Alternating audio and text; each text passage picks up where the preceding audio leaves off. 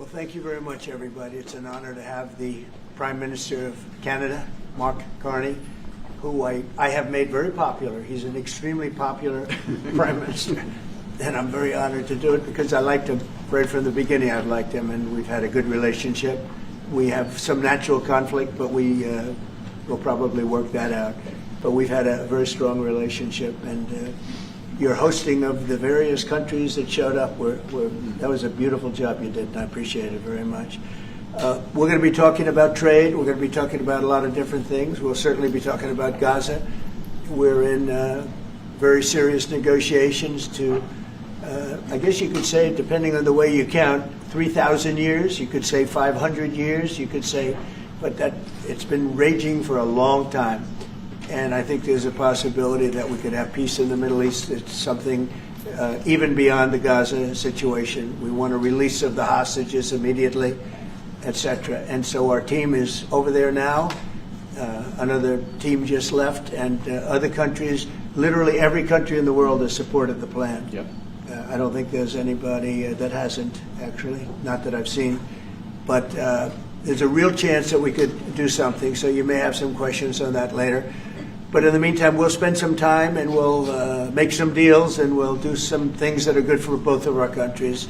And Mark, it's an honor to have you. Thank you very much. Thank you very much, Mr. President. If I may, you kindly hosted me and some of my colleagues a few months ago, and I said at the time, you are a transformative president. And since then, the transformation in the economy, unprecedented commitments of NATO partners to defense spending, peace from India, Pakistan through to Azerbaijan, Armenia, disabling Iran as a force of terror, and now, and I'm running out of time, but this is in many respects the most important.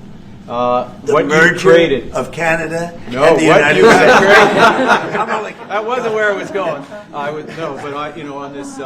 this solemn day of commemoration of the horrific attacks of October 7th, for the first time in decades, hundreds of years, thousands of years, this prospect of peace that you've made possible. Canada stands foursquare behind those efforts, and we'll do whatever we can to support them. Very nice. Yeah. Thank you very much. Any questions? Is there any, what would it take for you to drop or lower your tariffs on Canadian sectors, including aluminum and steel? Well, we're going to be talking about that with the Prime Minister. We'll be talking about tariffs. We'll be talking about a lot of that, but that's for a little bit later on. As the Prime Minister, I want to just acknowledge our great ambassador. Is he doing a good job? He's doing a good job. Otherwise, I'll get him out of there so fast.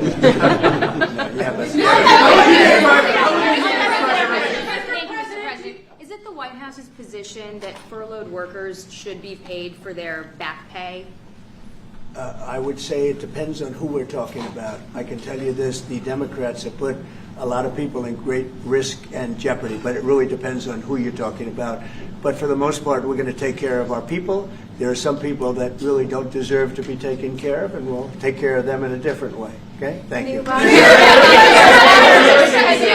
President, in your opinion, why has Canada and the United States failed to reach an agreement up until now? Well, it's a complicated agreement, more complicated maybe than any other agreement we have on trade, because, we have natural conflict. We also have mutual love. We have great love for each other. I love this. I love Canada and the people of Canada, and Mark feels the same way about here. The problem we have is that they want a car company and I want a car company, meaning the U.S. wants a car company, and they want steel and we want steel.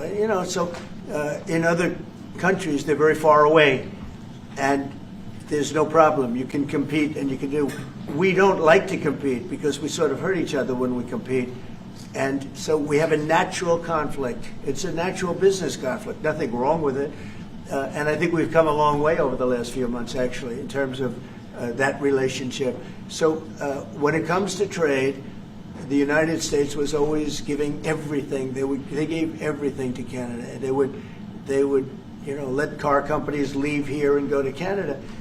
But that hurts the United States. And, other presidents didn't see that. They weren't business-oriented. They might have been good politicians in some cases, not in all cases. They were bad at both.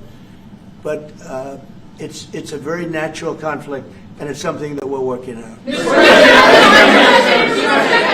has offered a lot of this summer, are you willing today to offer some compromise to Canada, maybe on steel and aluminum? Well, we made compromise, and we've made some compromise even on steel. But, we have the same basic authority and the same basic, this could be also a little bit of a conflict with other countries all over the world on steel, because we want to make our own steel. We don't want to bring steel in for the most part, but we will bring it in, and we do bring it in. We continue to bring it in from Canada, but there is a tariff to pay. And I think that would be a normal thing to say, but we've come a long way. I think, Howard, we can truly say, do you want to make a comment on that? Well, I think the opportunity to work together, but as you've said, there's conflict.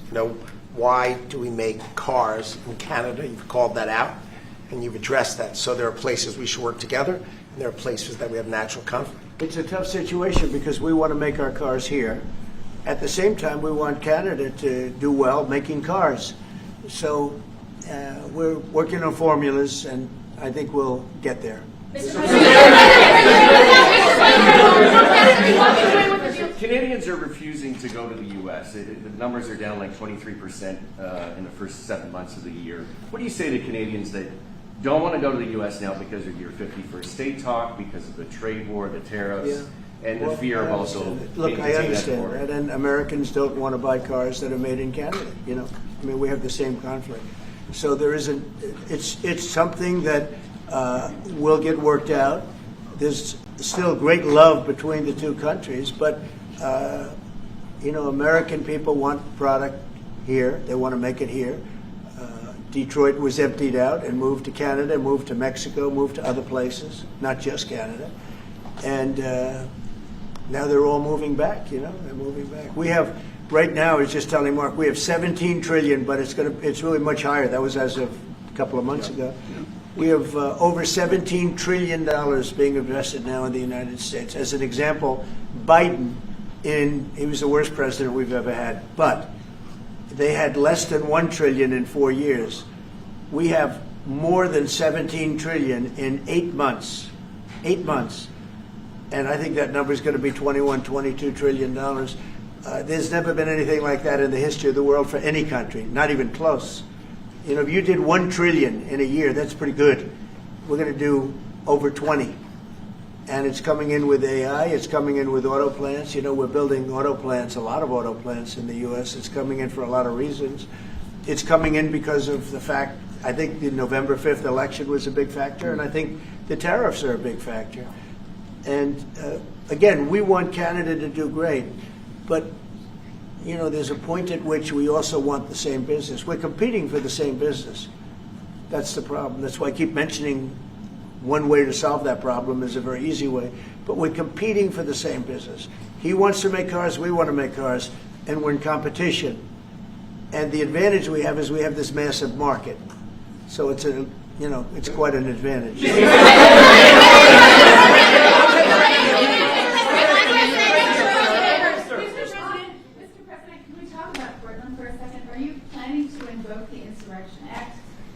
That would be, a very long-standing law that's been on the books. Yeah, well, it's been invoked before, as you know. If you look at Chicago, Chicago's a great city where there's a lot of crime. And if the governor can't do the job, we'll do the job. It's all very simple. They probably had 50 murders in Chicago over the last 5, 6, 7 months. Many people were shot. And then the governor gets up and he says, well, we can handle it. They can't handle it. They don't know what they're doing. The mayor is grossly incompetent. He's at a 4% approval rating in Chicago. He's at a 4%, lowest approval rating, lower than even de Blasio had, which is hard to believe in New York. I thought de Blasio would always maintain that record, but the Chicago guy is even lower. So I think that we want safe cities. If you look at D.C., you would right now, Mark, you could go out, take your family out to dinner, you could walk right down the middle of the street. There is no crime in D.C. When I got here, this place was a raging hellhole where people would come from Canada, people would come from other places and end up getting shot. Nobody's being shot. The National Guard's been unbelievable. I mean, they are strong, tough guys. We won something at the Supreme Court, which is a big deal, merit. everything now in this country is merit-based. I didn't think I'd ever see it again. And we have our soldiers are merit-based too, and they're central casting. And they walk through that town, and I'll tell you what, this place is safe. It's beautiful. Now we're in Memphis, and the same thing's happening. You're getting the reports. The bad guys are saying, we don't want anything to do with this. And we're removing many people. In D.C., we took out 1,700 career criminals and sent them back to the countries from which they came, mostly led out by Biden and his people that had an open border policy. And you know, Canada, you suffered because of that too, because they'd come here and they'd go into Canada also. So we're like a buffer for that in terms of, Canada suffered greatly by Biden and the open border, the policy of open border, totally unchecked, totally unvetted. And these people were, you know, if you got 5%, 2%, now you were getting a lot of bad people. And we now have a closed border. Yep. You've done well. Yep. We have a closed border, and it's a really closed border. In fact, for 4 months, I don't even know if this is possible, but the figures were released. 0 people were able to come into the United States from the southern border. 0. And as you know, we've taken a very hard stand on drugs. This is also benefiting you. A lot of we call them the water drugs, the drugs that come in through water. They're not coming. There are no boats anymore. Frankly, there are no fishing boats. There's no boats out there, period. If you want to know the truth, we're saying, does anybody go fishing anymore? The fact is, we knocked out, probably saved at least 100,000 lives, American lives, Canadian lives, by taking out all those boats coming in. So it's, and now they don't come in that way anymore. Now they'll come in other ways, and we're not going to allow that either. So we've done a great job on that. But on crime, Chicago's a great city, but you can't be a great city if you have murders and if you have a lot of problems, and they do. And they have an incompetent policy, just like they had open border policy, anybody could come in. They came in from prisons, they came in from mental institutions, drug dealers, they came in from all over the place, and we don't have that anymore. This country is becoming we're a very strong country. Look, financially speaking, I would say that because of the tariffs, because of the election, because of the policy, because of the great big beautiful deal, it's what I added the word great because it really is. It's the biggest bill ever passed in the history of our country. We don't need another bill. It's the biggest tax cuts, when you think no tax on tips, no tax on Social Security, no tax on overtime for the people. But far beyond that, what it does is incentivizes auto plants and AI and all of the things that nobody's ever passed a bill like it. We don't need another bill. We don't need any more bills. I said, let's get it all at once. I was greatly helped by our Speaker, Mike Johnson, and by the Senate. I'll tell you what, John Thune's both of those guys have been incredible. And we got a bill passed that I said, let's see if we can get it all done. Because these Democrats are like insurrectionists, okay? They're so bad for our country. Their policy is so bad for our country. I said, let's see if we can get it all done and everybody said it's not doable. Because it's the biggest bill ever passed in the history of our country. And we got it all done. We don't need anything else. We got everything we want. And now, because of that, that's a big reason why the companies are coming in. 1 year depreciation, 1 year write-off, 1 year expensing. Nobody's ever seen anything like it. So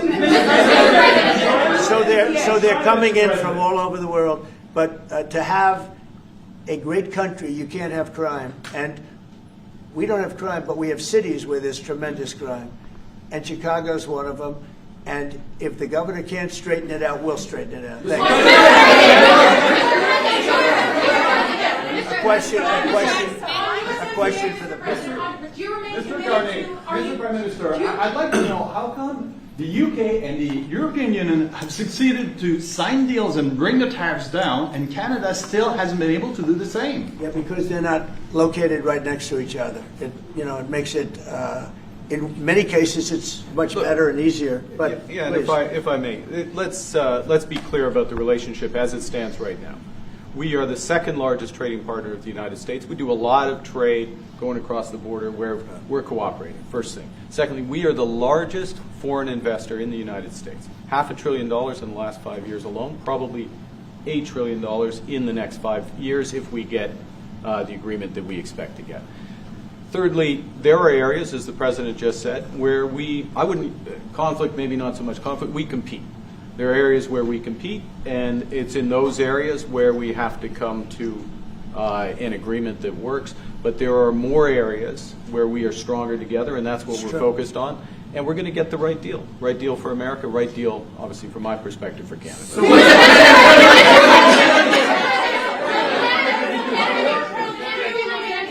Including one thing wait. So one thing where we are working very closely is the Golden Dome. That's the protective mechanism, and you see how that works. It's unbelievable. Ronald Reagan wanted to have it, and at that time they didn't have the technology, even close to the technology. But he was advanced, and we'll be working together on a Golden Dome for the two countries, and it's something that I think is going to be very important. Especially when you look at the world, you look at what's happening. We want to have that protection. It's really amazing. The technology is unbelievable. Why do you say some federal workers should not get their back pay? Why do you say some? Well, you're going to have to figure that out, okay? Ask the Democrats that question. Mr. President, just to follow up there, I mean, the law says that when the government is reopened, that workers will receive their back pay. So are you going to defy the law there, or what are you hoping? I follow the law, and what the law says is correct, and I follow the law. Mr. President, will Canada be leaving empty-handed, or will Mr. Carney be leaving Washington with a deal on tariffs? I think they're going to be very happy. We have a lot of things that we're working on that people don't talk about. They talk about, competitiveness. She's a very competitive person. And they talk about things that we don't necessarily agree on. But I think they're going to walk away very happy. I think so. Mr.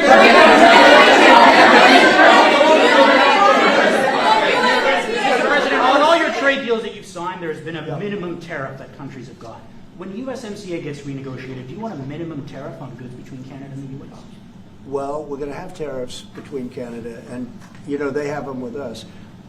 I will say with our farmers, as you know, they went up to as much as 400%, 250, 300, and even one at 401. We found one having to do with a very small product, but it was high.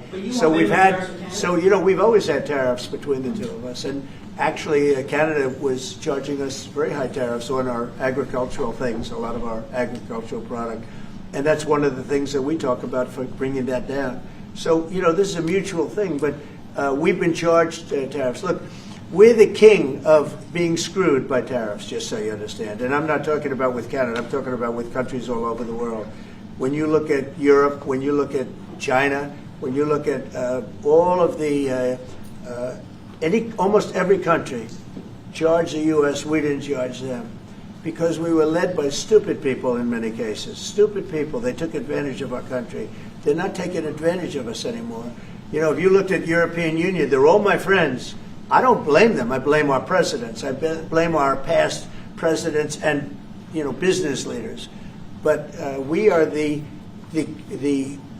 king of countries that have been taken advantage of for many, many years.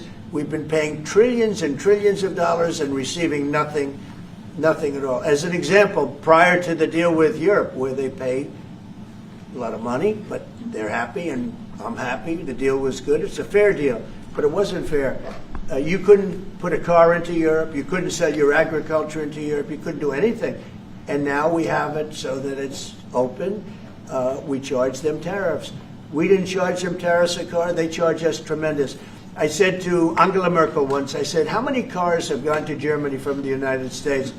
And she said, well, I don't believe any. And I said, you're right. You're right. Well, that doesn't happen anymore. And they're paying a fair amount. It's just a fair amount. It's not, I could ask for much more. It's a fair amount. But the United States now is using the same thing that they've used on us. And I just can't believe it's taken presidents so long to do this. And again, we're going to treat people fairly. We're going to especially treat Canada fairly. But I can't believe it's taken so long where we get charged and don't charge them. Japan was a good example. We made a deal with Japan. You saw that, Mark. A deal with Japan. It's a much different deal than we've had in the past. But they would send us millions of cars, no charge. We weren't allowed to send them cars. We sent no cars. I doubt you had one car go into Japan because we were restricted. They didn't want our cars. Same thing with Europe. Same thing with other places. So now all we do now is fairness. But fairness leads us to the most successful country there's ever been. You know, we have some advantages over other countries, and we do have a great market. We have an amazing market. But you know what? If I let this go, if we didn't win this election, if we had these people that were running, that were ruining our country, destroying our country with their open borders and men playing in women's sports and transgender from everybody and windmills all over the place, if we allowed that to go on for another couple of years, we would be, I'm not sure that we'd even have a country.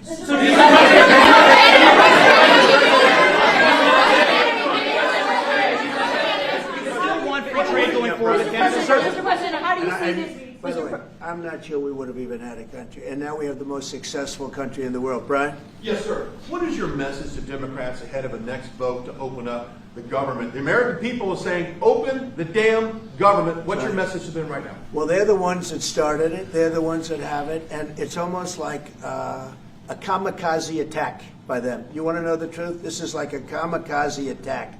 They almost, you know, they have nothing to lose. They've lost the elections. They've lost the presidential election in a landslide. I saw the other day where Kamala said this was a very close election.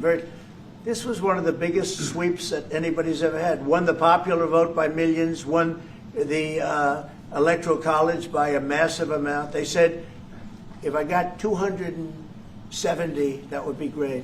But I got, I think, 312 or 315, and they got 220. So, you know, we won that. But we won counties. The big thing is counties. So out of all of the counties, thousands and thousands, we got 2,500. They got 525. It was a landslide. And we listened, oh, yes, it was close. It was one of the greatest victories ever. And it was a mandate to do what we're doing. And I hope, and Mark wants this as much as I do, we are very close to making a deal on the Middle East that will bring peace to the Middle East.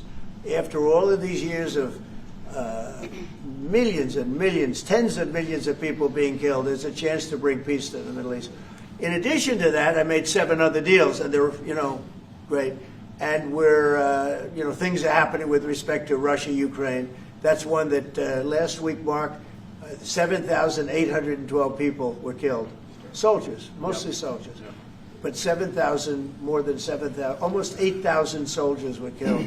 It's a crazy thing. I thought that would have been one of the easy ones. I get along very well with Putin, and I thought that would have been, I'm very disappointed in him because I thought this would have been an easy one to settle, but it's turned out to be maybe tougher than the Middle East. We'll see what happens with the Middle East.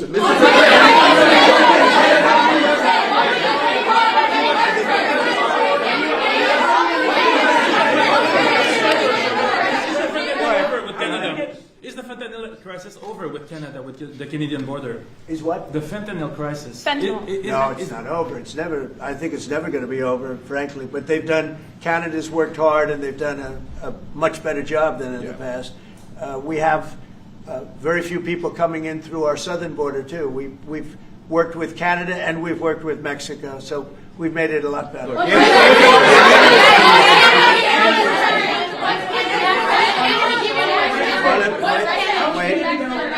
On fentanyl, any amount is too much. So we've gotten it down. It's down substantially. It's less than 1%, but it's still too much. It's too much at home in Canada. A lot of people. Yeah, we got to stop it. On USMCA, are the two of you both committed to seeing it through in the renegotiation of that deal that you made? Well, we could renegotiate it, and that would be good, or we could just do different deals. We're allowed to do different deals if we want. We might make deals that are better for the individual What's your preference? countries. I don't care. I want to make whatever the best deal is for this country, and also very much with Canada in mind. Go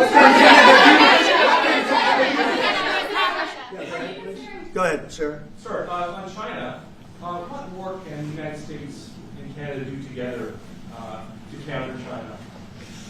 Well, you have to be able to compete. They're a great competitor, and Mark and I both know that, and you have to be able to compete. We have big advantages over China for lots of different reasons, and I think we're doing very well with China. I get along very well with President Xi. I'm going to be meeting him in a few weeks, as you know. I'll be meeting him in South Korea, but we've had a very good relationship for a long time. But you have to be able to compete. To do well with China, if you can't compete, you're not going to do well with China. And Canada is very competitive. I can tell you that. Canada is a very competitive country. And I think Canada's done very well over the years with China. Yeah, we have. But we'll do better together Yeah. on that. Mr. President, on the Middle East, what guarantees are you giving your Arab partners that Israel will not resume its offensive after the hostages are released? Well, the primary guarantee is once this deal happens, if it does happen, look, they're in negotiations right now, we are going to do everything possible. We have a lot of power, and we're going to do everything possible to make sure everybody adheres to the deal. Okay? Are you concerned about the delays at airports, and how do you see the shutdown ending? Oh, sure. I mean, it's they're all Democrat delays. There are delays at the airport. That's standard. And again, this is something that every day we put forth a bill. It's just a continuation. It's a very simple thing to sign and very simple to do. And I really think that these are people that I think they have nothing to lose. They have a party that's out of control. They have no leader. Nobody knows who the leader is. I look at people with very low IQs like Crockett, this woman Crockett. I never met her, but she's a low IQ individual. I look at AOC talking about how if they want to negotiate, they can come to my office. She's not in that position to do that.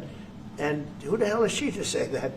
And then I watch Nancy Pelosi not knowing what to do. I watch their leadership. Look, Schumer is petrified of primary because he's not going to win probably against anybody in a primary.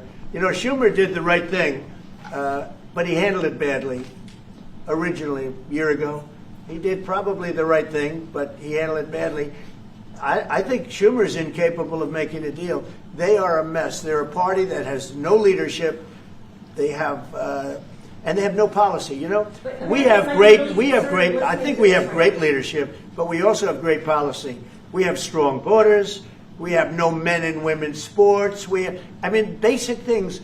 We're not going to take your child away and change the sex of your child. We're not going to do things like that. What they're doing to the country is so incredible. And they got away with it with all their woke crap, and now it's stopped.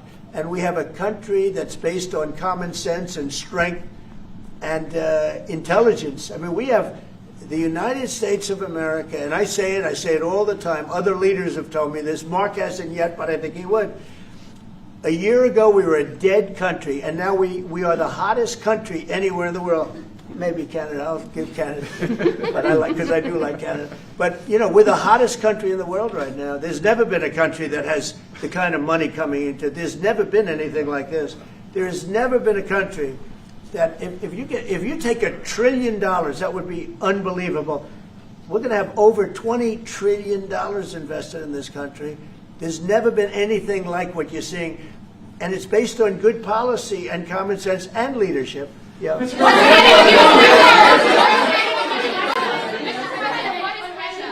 President, what is Canada giving you in return? If you say Mr. Carney is going to be leaving Washington happy, what's Canada giving you in return? Well, you'll find out, but I think the people of Canada, they will love us again. Most of them still do. But if you say only 25%, I assume a lot of them. I think they love us.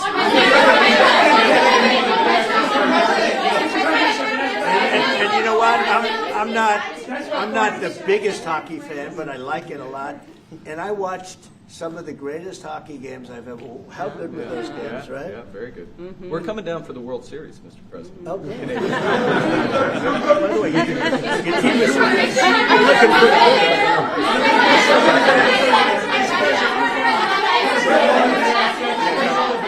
Mr. President, will you sign a trade deal with Canada that doesn't include supply managed goods like dairy, for example? If the federal government said that's Well, off if the you table. would include dairy, I mean, it's going to include everything. We'll do a comprehensive.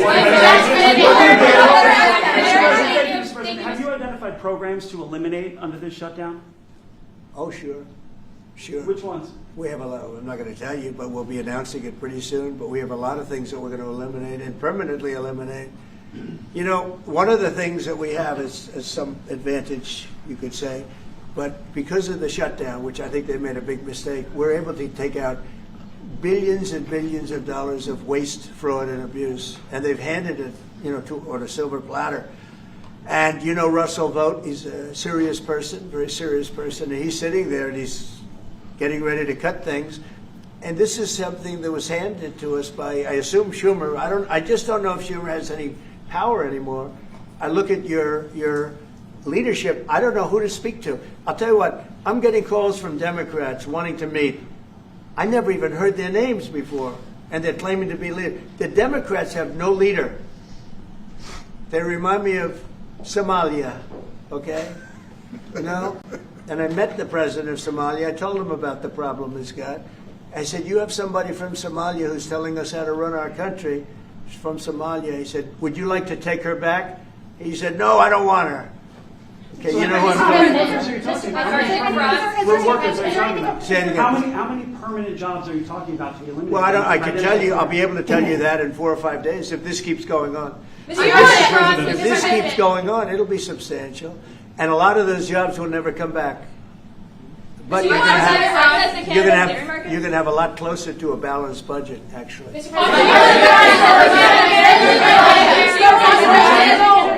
there anything the Prime Minister has done that's making it more difficult to reach a deal? Say it? Is there anything that the Prime Minister has done that's making it more difficult or easier to reach a deal? No, I think he's a great Prime Minister. I mean, he could represent me anytime. I will tell you, I'm not saying that because no, he is a very strong, very good leader. He's a nice man, but he can be nasty. He can be very nasty. Maybe as nasty as anybody. How? I think Canada. Let me put it this way. I can tell you this because I deal with lots of leaders all over the world. He is a world-class leader. He's a man that knows what he wants, and I'm not surprised to see that he won the election and won it substantially. And I would think he's more popular now. He's a good man. He does a great job, and he's a tough negotiator. So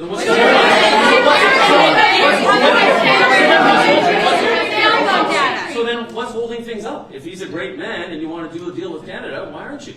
Because I want to be a great man too. Thank you very much.